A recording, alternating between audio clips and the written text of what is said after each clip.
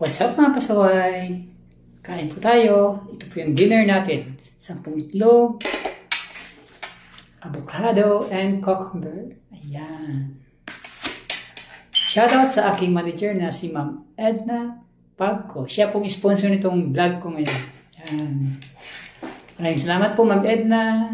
Sa mabait kong manager na si Ma'am Edna Pagco. Ayan. Napaka-supportive po sa akin. Thank you Ma'am Edna. Maraming salamat. Sa pong itlog po. Yan. Simulan na po natin. Yan. Kain po tayo. Dinner po natin ito.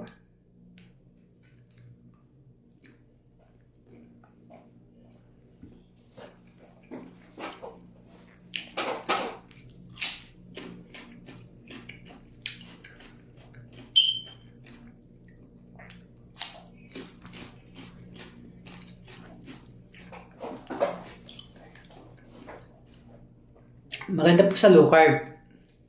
Yung pagkain na iwasan nyo, hindi na po kayo magkalala.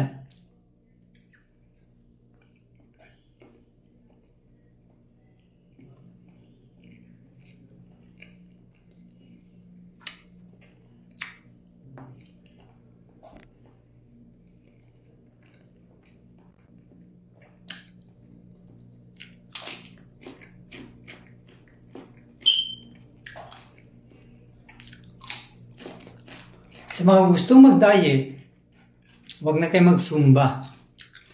Mag-low carb na kayo.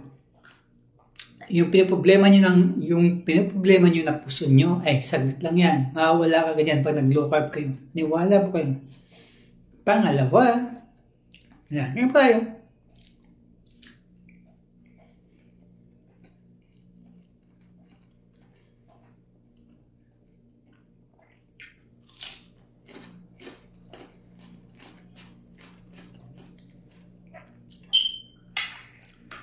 Huwag niyo pong gagawin to pag hindi po kayo naka-low carb, mahirap po, sakit batok niyo dito, baka magka-pera pa sa inyo ang doktor.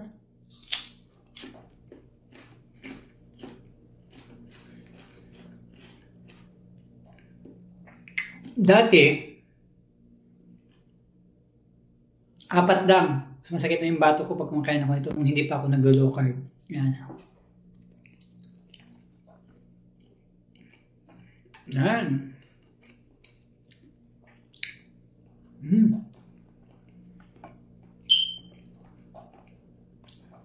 Sarap.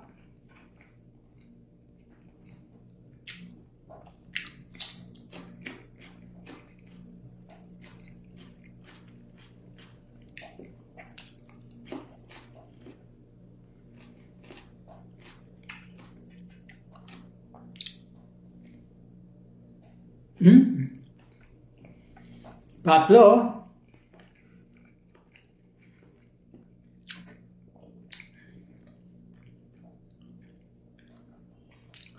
Pag medyo matagal na kayo sa low carb, alam niyo ng diskarte kung anong gagawin niyo para sa kakainin niyo.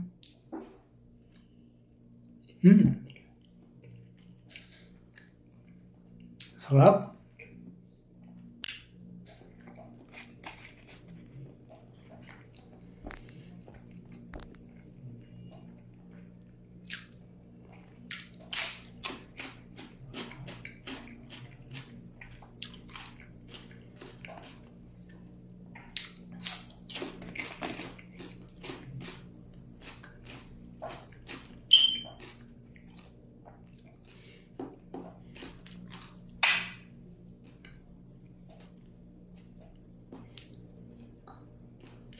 Shoutout sa aking tropang Bayot at Pisot. Yan. Magandang hapon. Kain po tayo.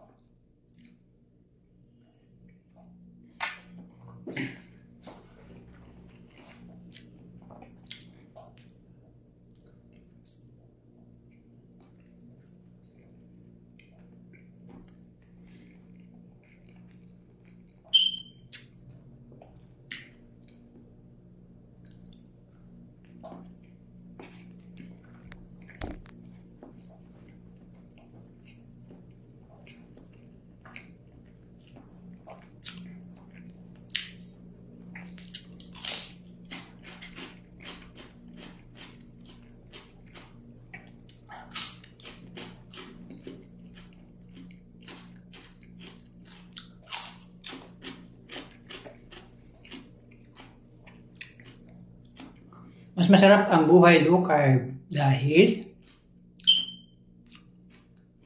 yung katawan mo parang hindi na naghanap ng pagkain. Yan.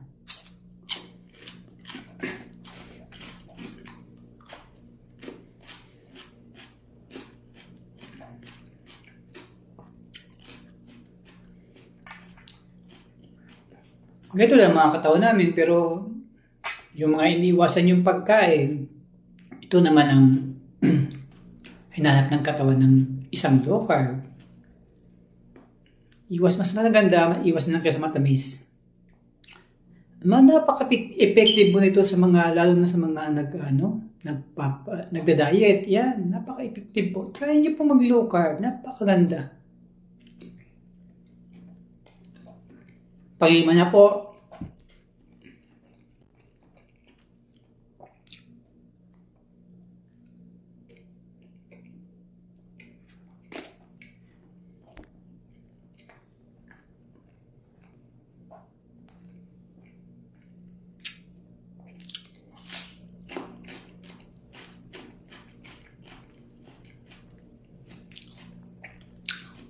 Mas masarap dalhin ang low carb. Paggising mo sa umaga, hindi ka nag-iisip ng kakainin mo dahil wala na sa isip mo yun. Lang. May water ka lang or black coffee, okay na, ayos na. Kahit hanggang tanghali, okay na.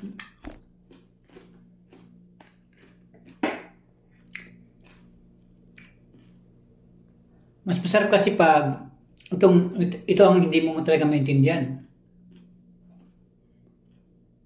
Nakapasting ka pero yung sigla mo hindi mo alam. Hindi mo alam kung saan nanggaling yung sigla mo. Yan.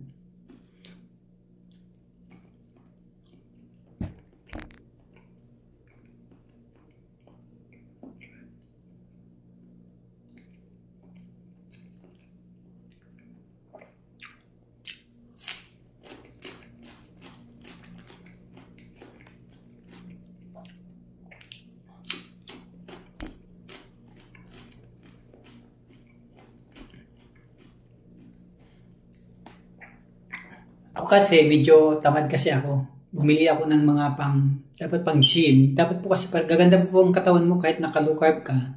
Samahan po talaga ng exercise. Yan.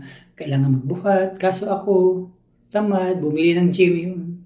Bumili ng mga pang weights, wala, hindi nagagawa. Ayun, pinakalawang lang sa bahay.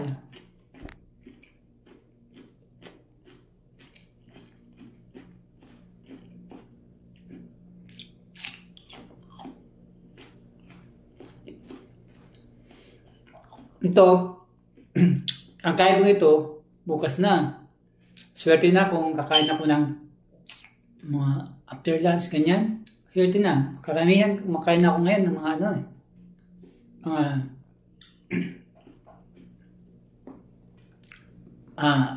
mga 3, ganyan. Ang kain ko. 4, 5. Tapos, kinabukas na naman. Pero pag may mga okasyon po, ini-enjoy ko na rin yung sarili ko. Pag may mga okasyon, kumakain po ako. Sa low carb kasi wala na problema. Pwede naman kahit kumain ka 3 times a day, pwede na naman yun. Wala na problema. Basta low carb ka, basta lang sa mga mga kanin, ganyan. Pwede ka rin naman mag-dirty keto. Yan. Okay lang po yun. Pang-6. Ayan. Para makita niyo yung tibay ng isang low carb, kagandahan ng low carb. Yan.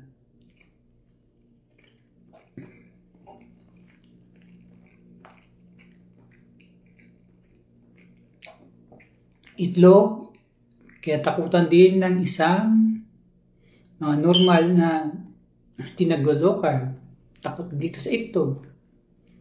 Dito sa low carb, pakita natin na talagang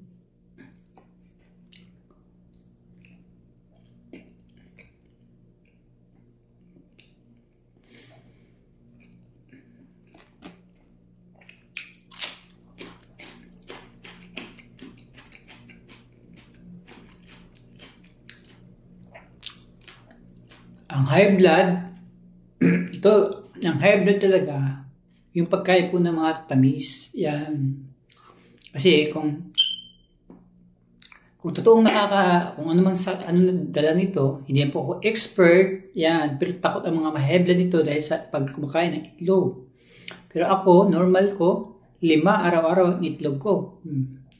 Ngayon ko lang pinakita ko lang to na hindi po talaga katakutan ng itlog kapag wala kang naka-low carb ka. Karne, itlog, okay lang yan pag naka-low carb ka. Pero pag sinama mo ng kanin to, ay delikado. Magkakapira siya yung doktor.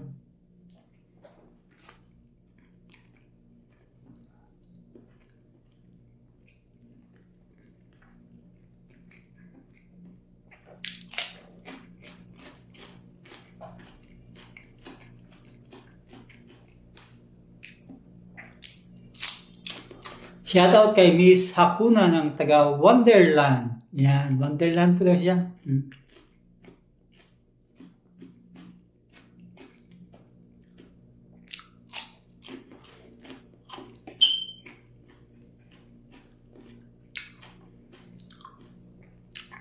Shoutout sa aking kaibigan na si Boss Eddie Boy Cafe.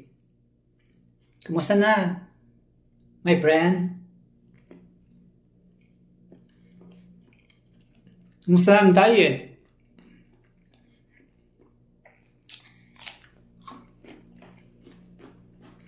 At sa aking kaibigan na si Boss Edwin Osias ng Balawan, La Union. Yan. Kumusta na ang dieta natin, kalawad? Tuloy-tuloy lang.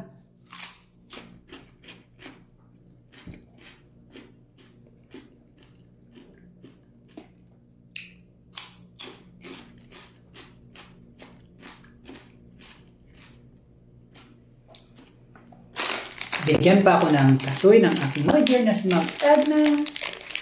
Yan, si Ma'am Edna Pagko. Mabait kong manager. Kaya alam niya, pang low carb to. Thank you, Ma'am Edna, sa pang-sponsor nyo. Kay Ma'am Edna galing to. Ng aking manager, mabait na manager. Ayan.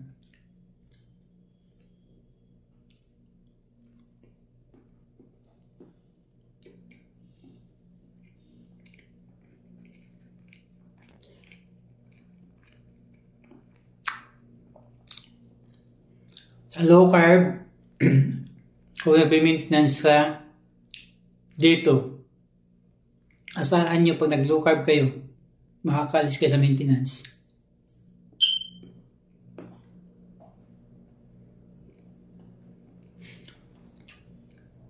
Lalo na kung magpa-fasting kayo.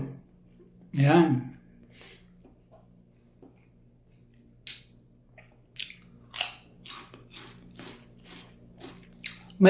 Yung mga expert, may mga binabanggit sila yung kung naniniwala kayo doon sa self-healing. Yan. Yung sakit na ng tao, sila lang masabi po, may sa mga expert na magsabi, yung sakit ng isang tao, katawan lang din ang magpapagaling. Ayan. Kaya kailangan ng fasting. Ayan. Pero mahirap gawin ang fasting pag hindi kayo naka-low carb. Ayan.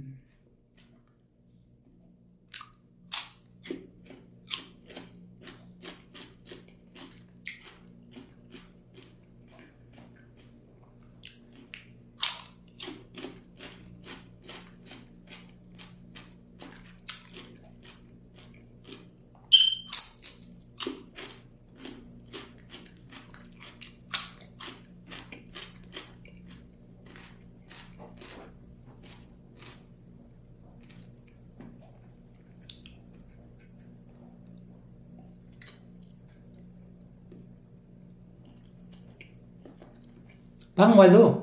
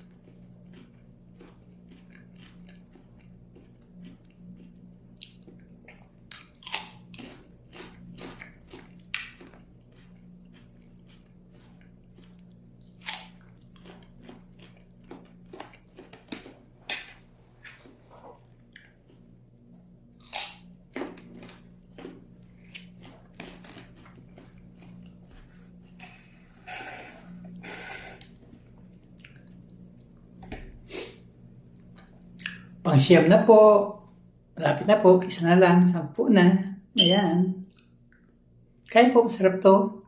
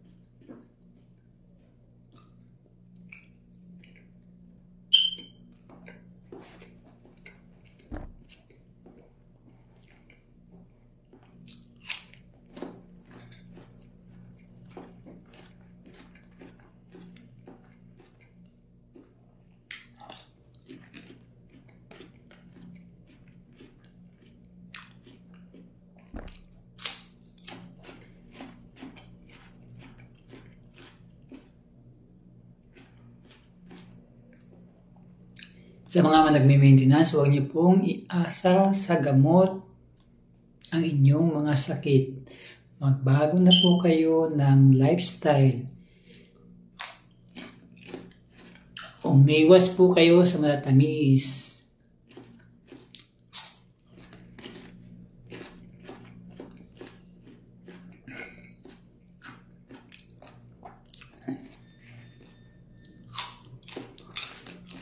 I-try nyo pong subukan habang nag-take po kayo ng gamot. Umiwas po kayo sa matatamis kung makikita nyo po kung may pagbabago. Kasi sa gamot, kapag hindi po kayo umiwas sa matatamis, hindi po magbabago yung hindi po para po sa akin, wala po pagbabago yan. Hanggang puro na lang kayo gamot. Ang gagawin lang sa inyo, pag hindi kayo sa katagalan yung iinom, tataas lang ng doktor yung ng gamot. Tataas lang niya, papalitan niya, tataas niya. Yan na po.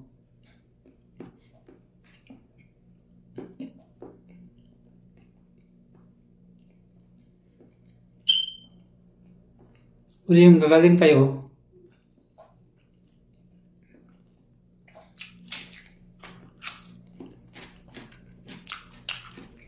Wala pa akong nabalitaan nag-maintenance na gumaling na hindi nagbago ng lifestyle. Yan.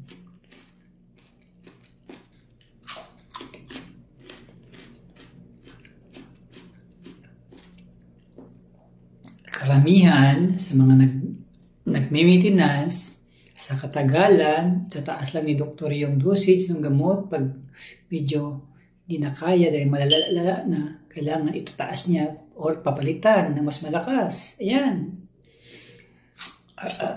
At ang magsasuffer, yung atay mo at sa kidney. Ayan. At saka pag lumala pa, ang susunod na gagamutin, either si atay or si kidney. Ayan na. Lumabas na yung salitang komplikado. Ayan. Yun na po ang pinakamahirap na parte pag yung dalawa na po yan ang ginagamot. Yung atay at sa kidney. Ayan. Kaya, pag maintenance na kayo, subukan nyo, hindi na subukan, gawin nyo po, magbago na po kayo. Lifestyle na po talaga ang kailangan. Siya lang po ang nakapagpagamot. Lifestyle lang po. Naniwala po kayo, gagaling po kayo sa lifestyle, hindi po sa gamot. Ang tagal ko pong nag-maintenance. Hindi ko na alam, umiiwas pa ako dati sa mga mantika, mga taba. Hindi ko naintindihan kung bakit uminom naman ako ng gamot, nagtitake ako ng gamot.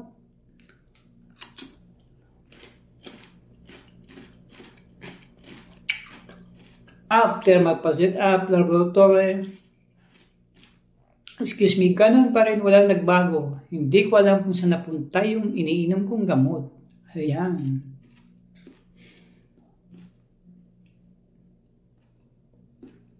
Kaya nagpapasalamat ako sa aking kaibigan na si Boss Eddie Boy Gape. Ayan.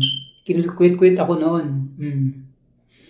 Naisip ko rin, ba't hindi ko ito subukang itry? Wala namang mawala kung mag-try ka o tinry ko. Nag-low carb ako. Ito, maganda. Mas maganda pa yung naging resulta. Ganun po talaga. I-try. Kung wala kang, kung mong iasa lahat-lahat sa doktor o sa gamot yung sakit mo. Kung may nakikita kang medyo sa tingin mo, okay, i-try nyo. Subukan nyo i-try. Baka makakatulong naman. 10. Ayan. Medyo totoo po talaga. Sabi ni Doc Tam Mateo, pag ang kinakain mo ay healthy, kusa ang katawan. Wala pa kung kusa ang katawan ng ayaw. Totoo po talaga. Pag healthy ang kinakain ng isang tao, talagang parang ayaw mo nang kainin. Pero hindi po dun sa kung ano-ano man. Healthy kasi, healthy. Yan. 10. Ayan, kain na po natin.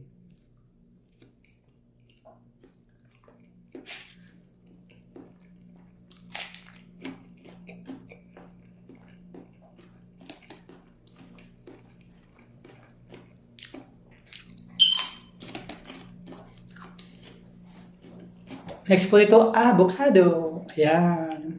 Nakakainin po natin.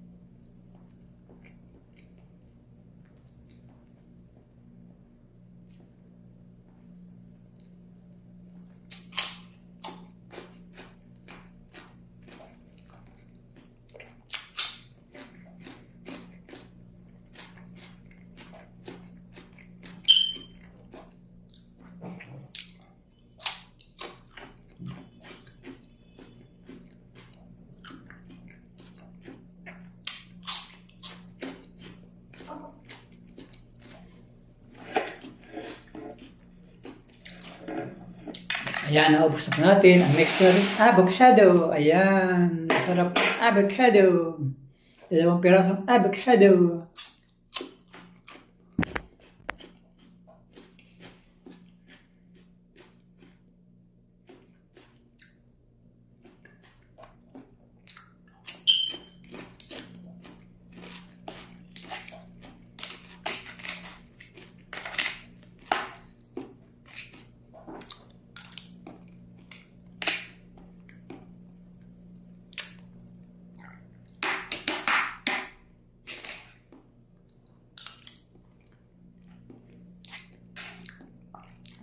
Ayan, medyo mahaba na po kasi yung video. Kaya, puputuloy ko na lang po. At least napakita ko po, kumain po ako na, ubos ko yung itlog. Yan, hindi mo dapat katakutan pag naka-low carb ka. Ayan.